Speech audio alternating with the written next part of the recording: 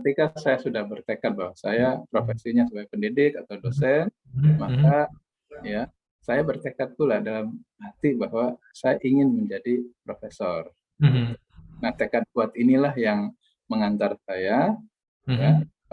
untuk terus komitmen untuk Mhm. terus tekun dan bekerja Mhm. keras untuk Mhm. mencapai itu buat saya. Jadi saya harus semakin bisa banyak memberikan kontribusi, semakin Mhm. bisa banyak meaningful buat others gitu ya, buat yang lainnya Ya, begitu.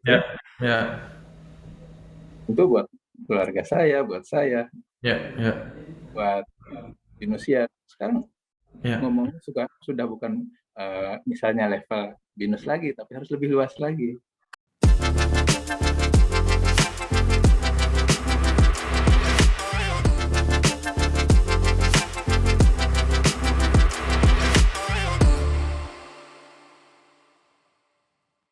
Yes, hari ini saya kedatangan bintang tamu yang mungkin bukan orang biasa juga, karena tidak semua mendapatkan hal ini juga. Dan yang paling penting adalah ada semangat-semangat yang dilahirkan dari sosok yang satu ini.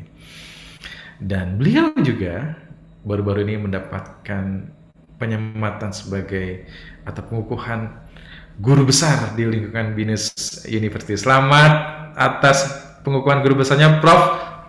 Toto. Oke, atau nama lengkapnya ini panjang Prof, nama lengkapnya Prof ya. Saya baca sedikit nih ya, boleh ya? Supaya saya tidak salah. Profesor Toto Rusmanto gitu ya. MCom PhD CAPM CMA.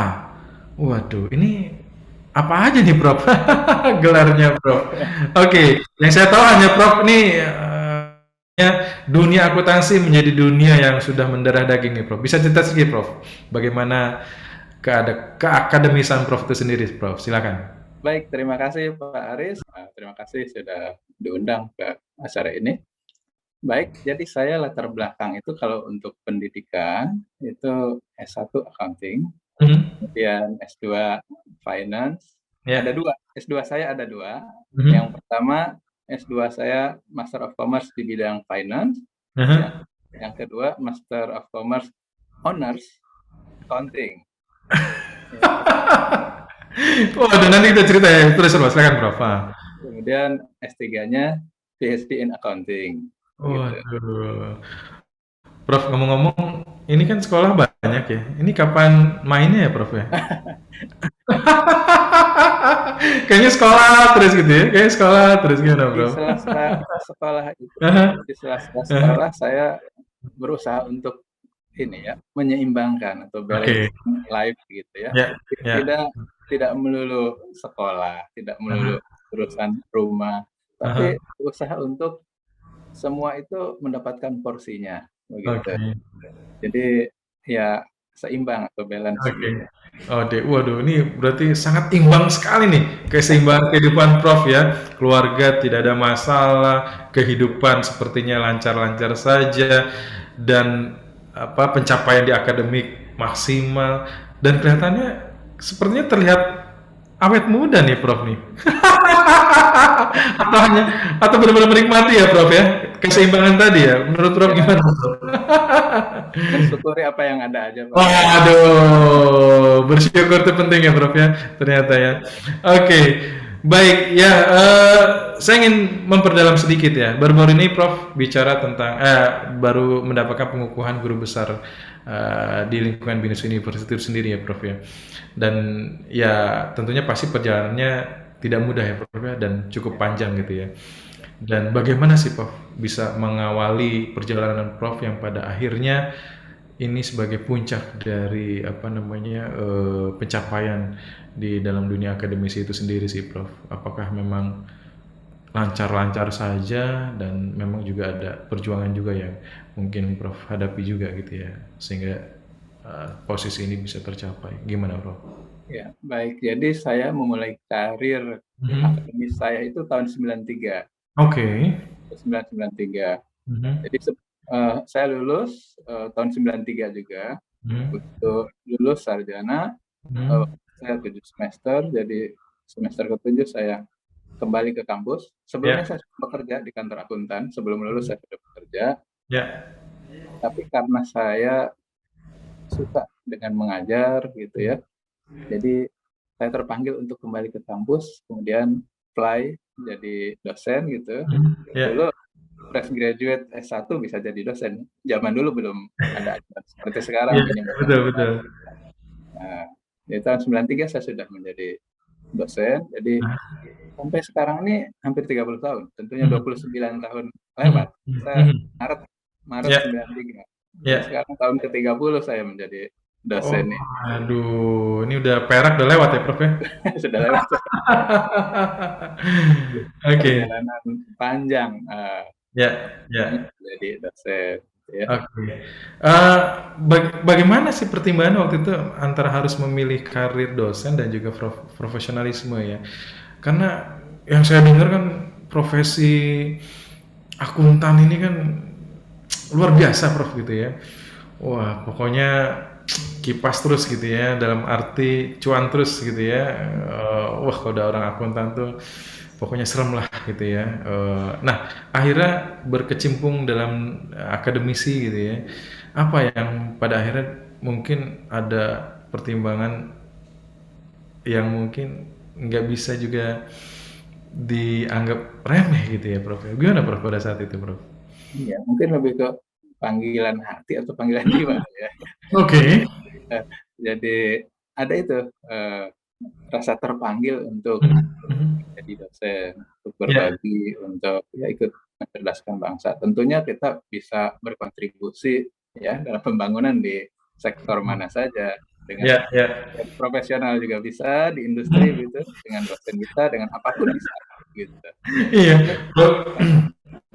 Makanya Bro, dulu saya kuliah, wah, kamu ambil apa? Jadi akuntan aja gitu ya. Oh, akuntan duitnya banyak gitu ya.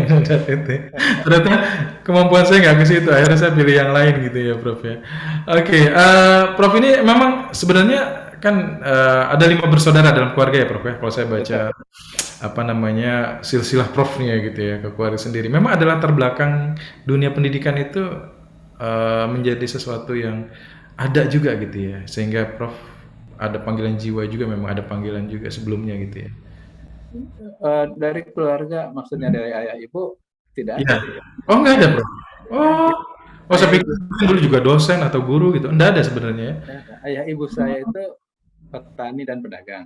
Oke. Mereka sekolahnya hanya sampai sekolah rakyat. Sekolah Oh, rakyat ya setingkat SD begitu ya. ya, ya, ya.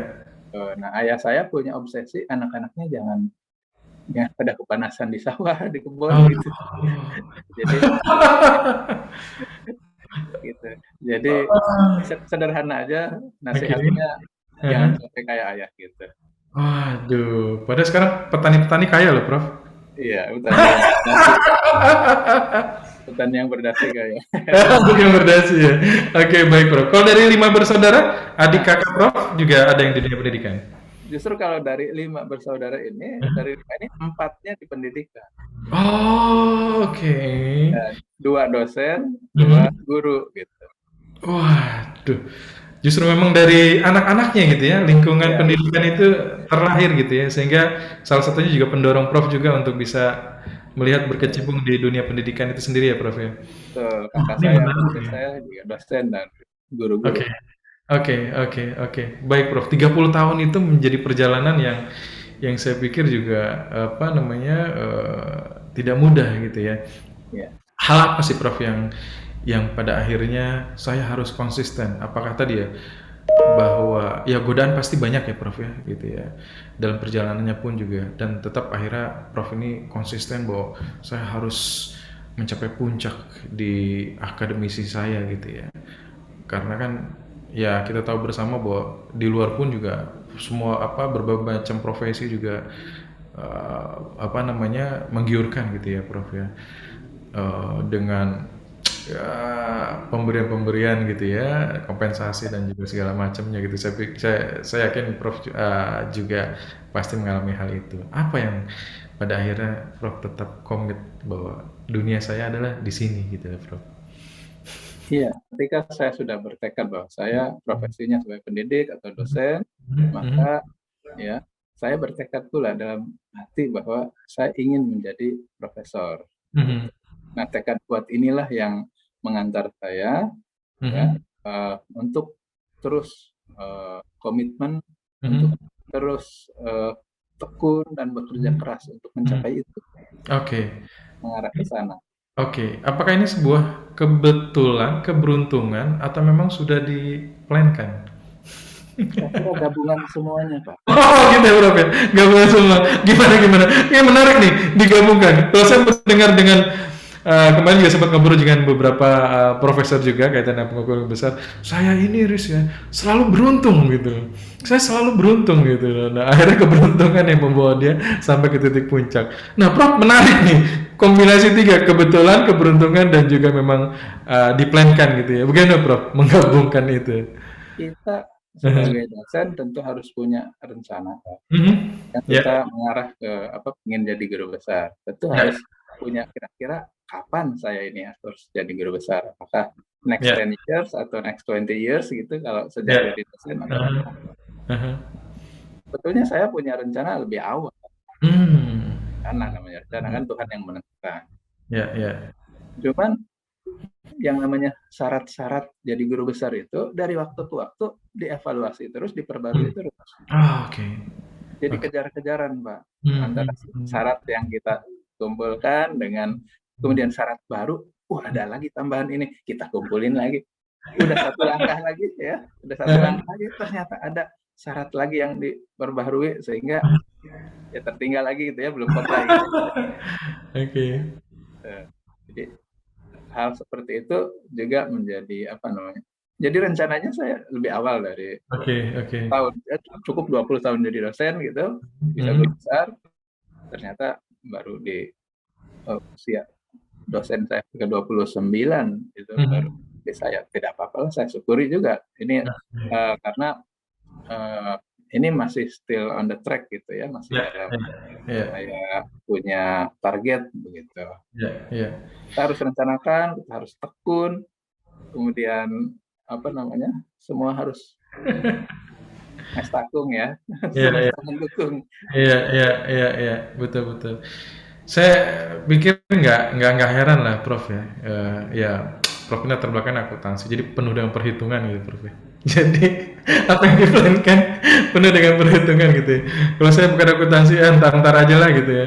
Mudah-mudahan ini kalau ada niatnya ada gitu ya, baru jalan gitu ya. Kalau sosok dari Prof Toto ini kayaknya berbeda, semua harus dihitung dan sesuai dengan ya walaupun ada meleset target tapi hal itu bisa tercapai gitu ya, dan menghitung ulang ya Prof ya, sampai titik keseimbangan terjadi.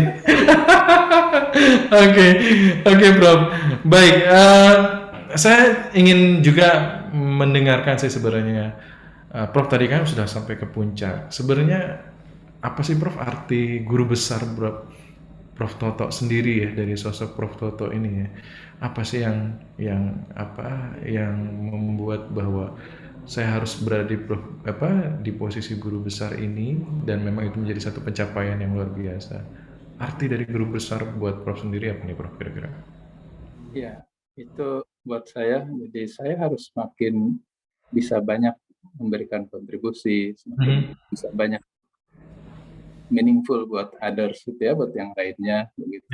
ya, Itu buat keluarga saya, buat saya, ya, ya, buat manusia. Sekarang ya. ngomongnya sudah bukan misalnya level binus lagi, tapi harus lebih luas lagi.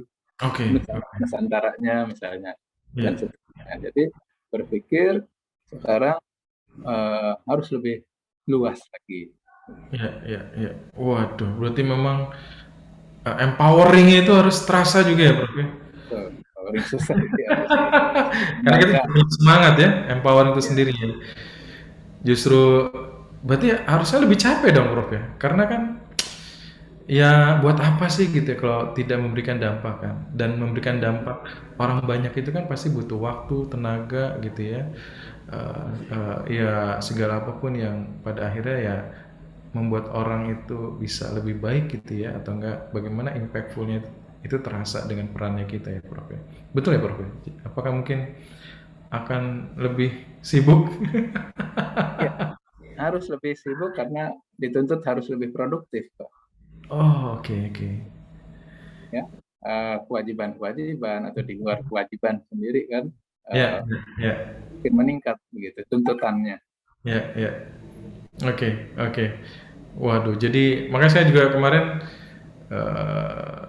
tertarik tuh dengan apa satu orasi ya yang disampaikan dalam pengukuhan guru besar tadi, bahwa ada satu yang menarik yang Prof sampaikan juga tentang orasi tentang profesi akuntan yang dikaitkan dengan religiusitas. Nah, ini menjadi satu yang saya pikir ini, ya tadi kan bicara tentang dampak gitu ya.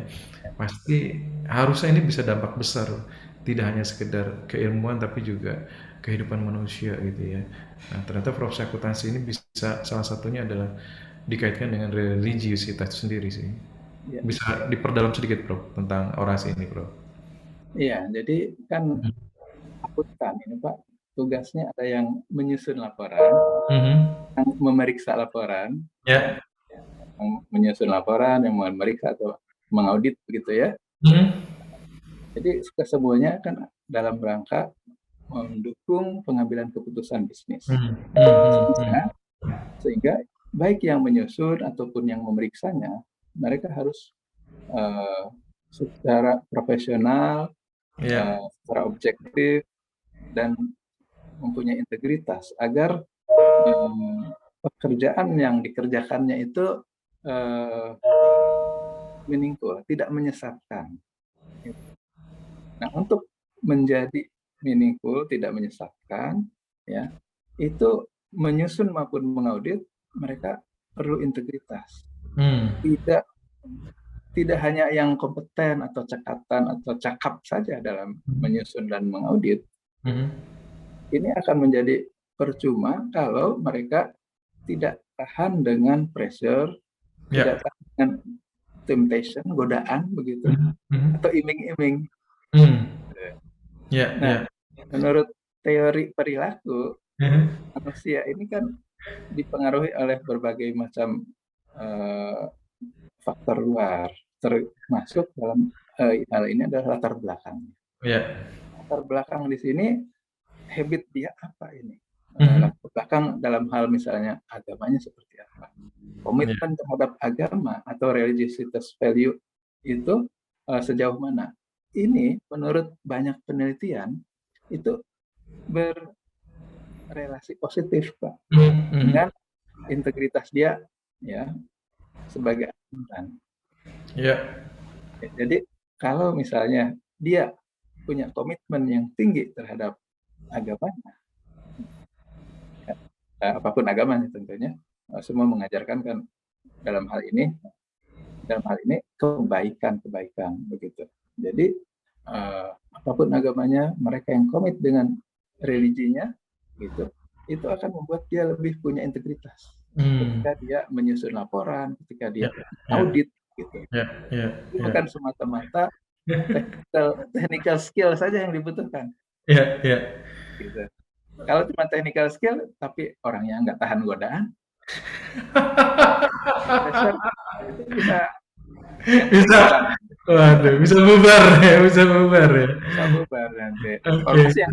Informasi yang dihasilkan ya, Ya. financial asset ataupun audit reportnya itu bisa uh, bisa menyesatkan. Tidak menyesatkan ya, Prof ya. Nah, saya mundur sedikit ya, Prof ya.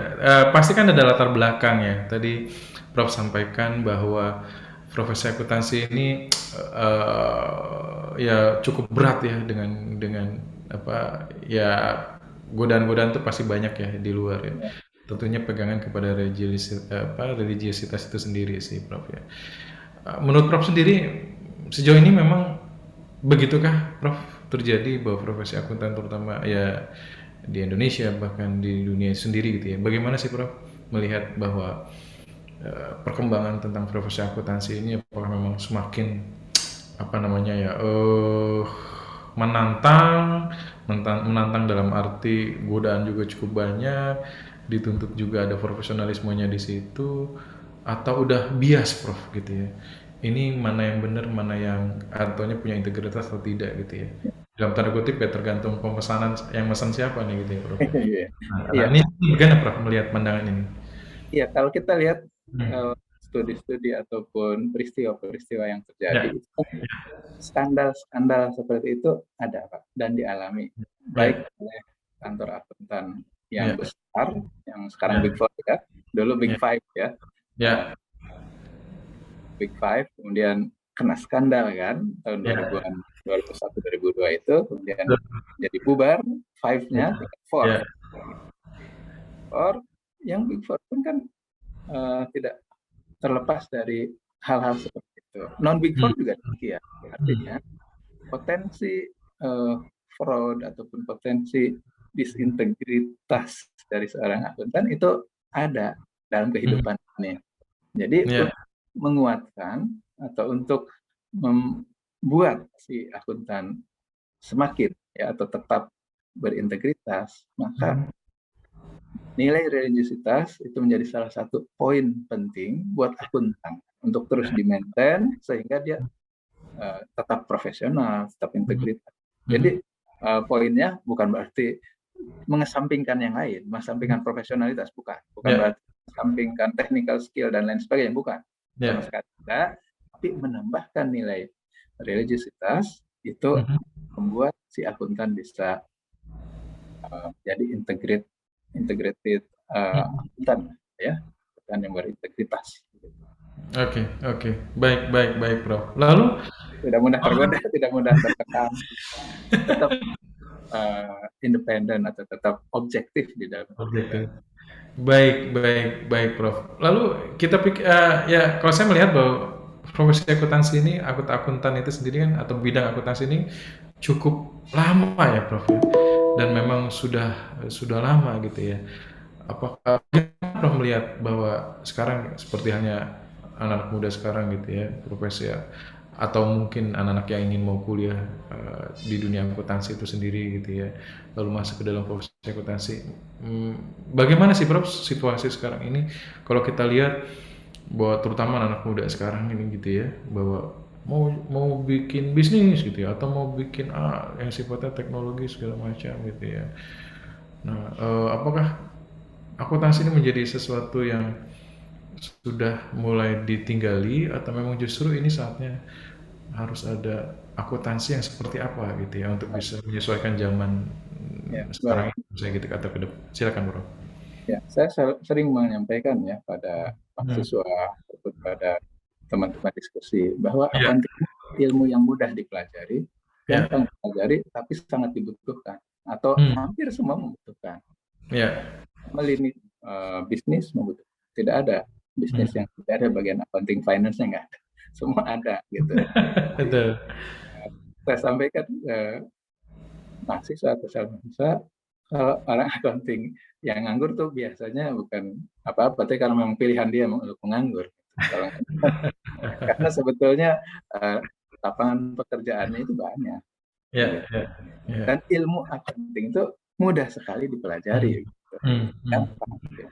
hmm. Nah, sekarang dengan adanya kemajuan teknologi, kemajuan IT yang begitu apa namanya cepat ya, Hmm, begitu hmm. banyak mengubah bisnis proses ya, banyak Ya, mengubah uh, segalanya begitu. Nah, akuntan atau mahasiswa accounting itu tidak bisa lagi belajar tentang accounting itu sendiri atau accounting saja. Gitu. ya, Mereka harus di-equip dengan skill-skill yang lain.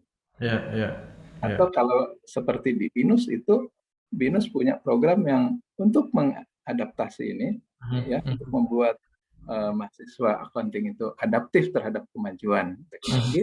Ya, hmm. BINUS membuat program accounting teknologi begitu. Jadi Ya. program accounting yang diberikan atau diberikan fokus untuk juga belajar Mhm.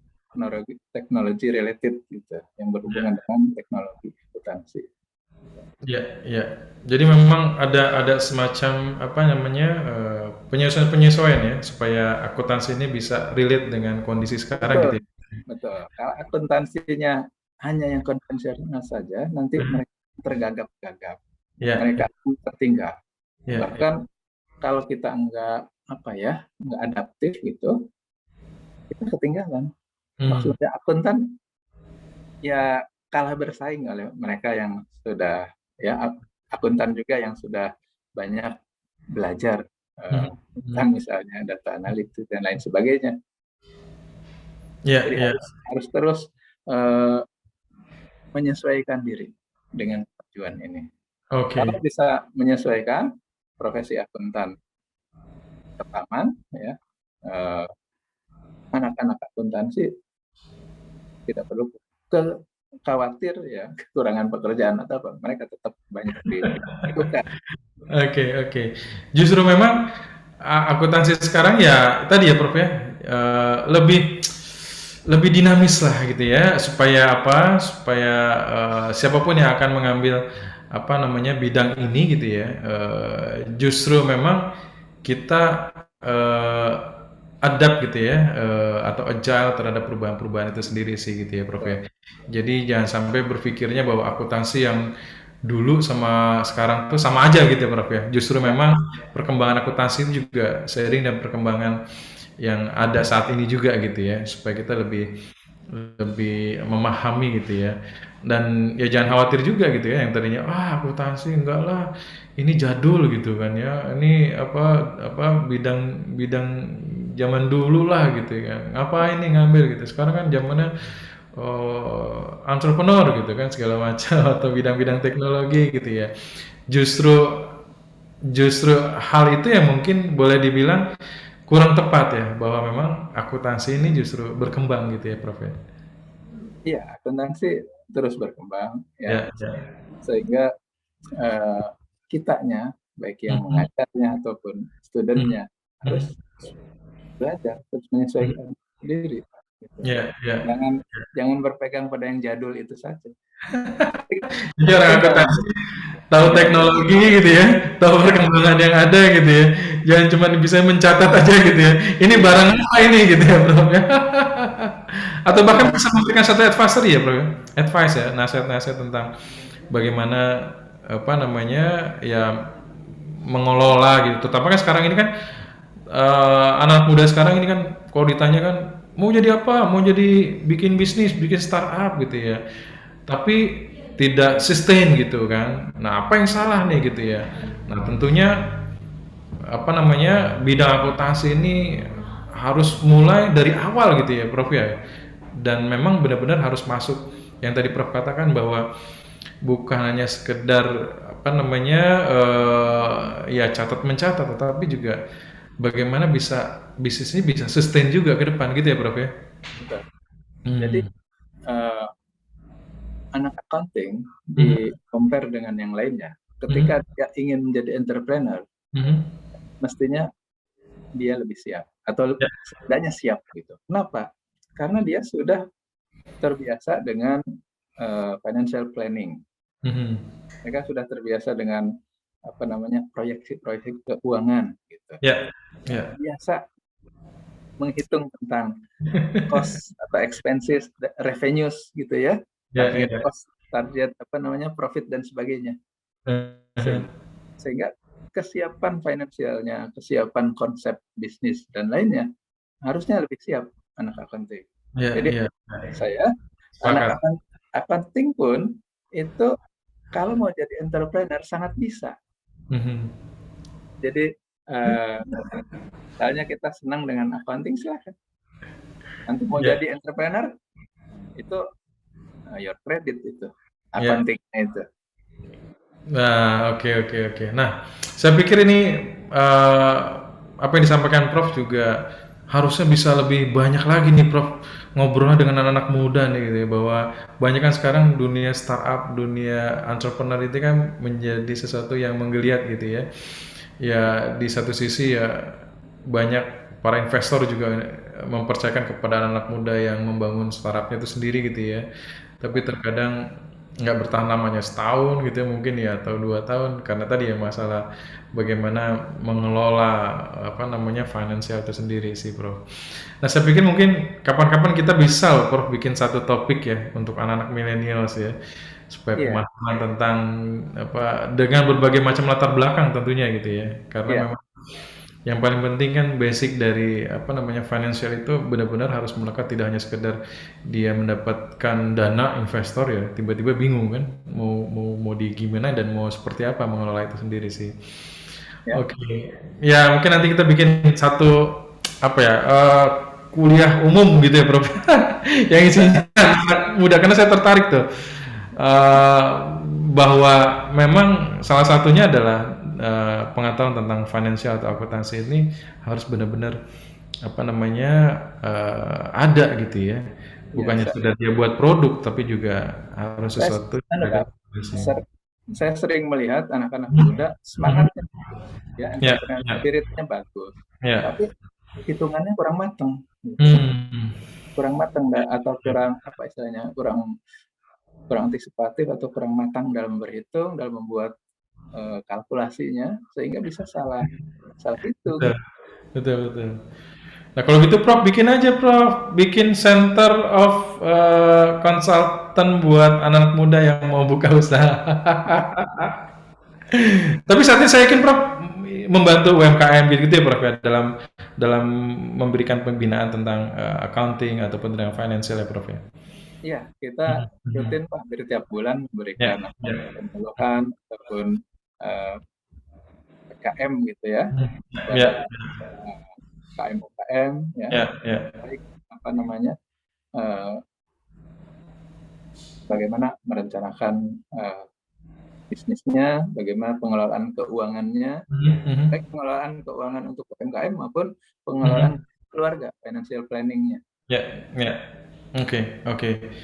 Ya, ya harapannya sih sebenarnya ya lahir Prof Toto yang lainnya gitu ya. Karena memang iya ya negara ini butuh sosok Prof ya. Karena mungkin saya nggak tahu apakah semakin banyakkah profesi akuntansi ya, atau akuntan itu sendiri, saya di bidang akuntansi itu sendiri yang wah kalau apalagi ngeliat dunia apa anak-anak milenial sekarang gitu ya, sepertinya saya lihat agak jauh gitu ya. Nah ini jangan sampai malah akhirnya bukan tambah maju malah tambah tambah hancur gitu ya untuk hal ini gitu Prof. Oke Prof, ini mau sampai kapan Prof?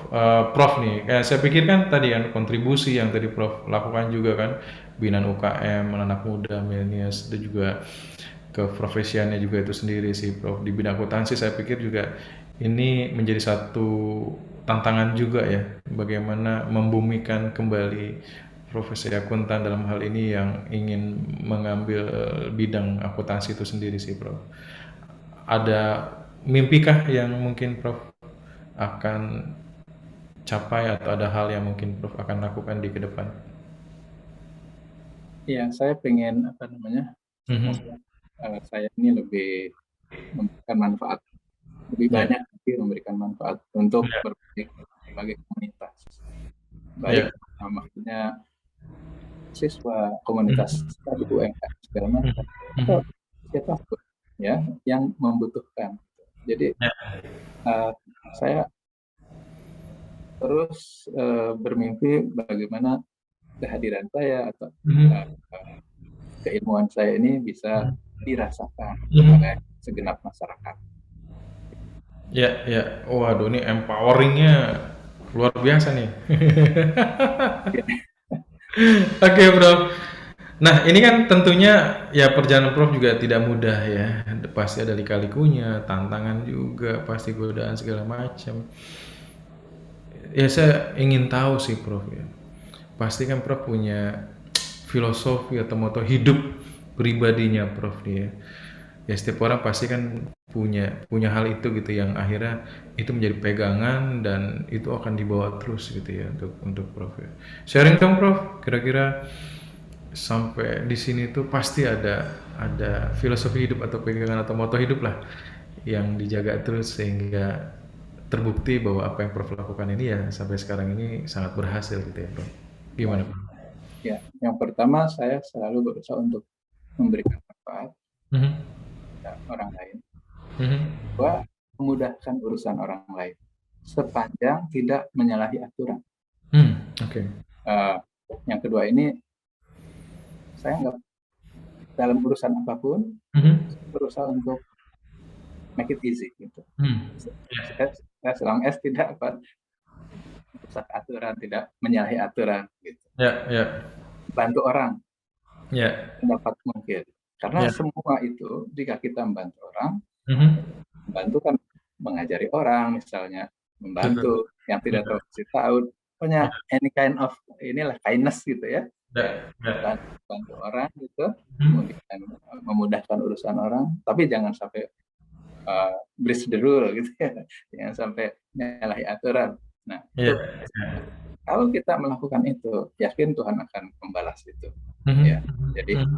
siapa maksudnya tidak harus lewat orang itu membalas budi dia pada Iya, kita. Tuhan iya. dengan caranya akan membantu kita, memudahkan urusan kita. Itu keyakinan saya kira Mhm, banyak juga yang meyakini demikian. Jadi saya biasanya bikin simpel sesuatu. mhm, mhm. Sesuatu dibikin simpel, nggak bikin jelimet gitu.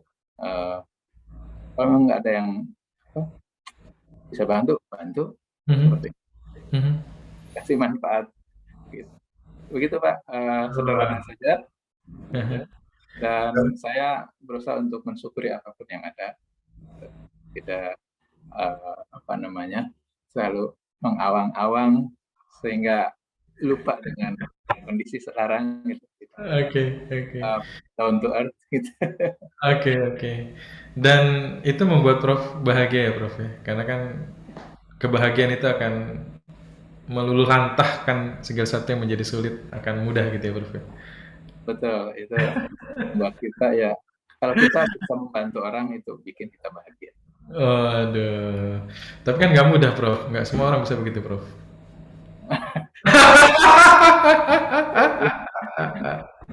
Ya, masih banyak apa Aduh, namanya ya.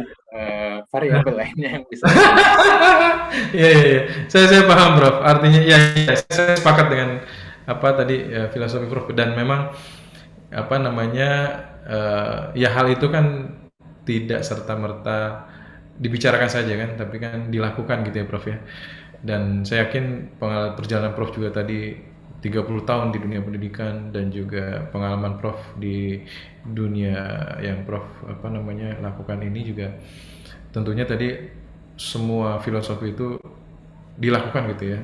Tanpa itu saya yakin juga Prof tidak sampai saat ini gitu ya. Dan saya percaya itu bahwa ketika kita punya satu filosofi hidup dan juga moto hidup dan itu akan selalu dilakukan setiap proses atau langkah yang dilakukan ke depan gitu ya Prof ya kurang lebih ya.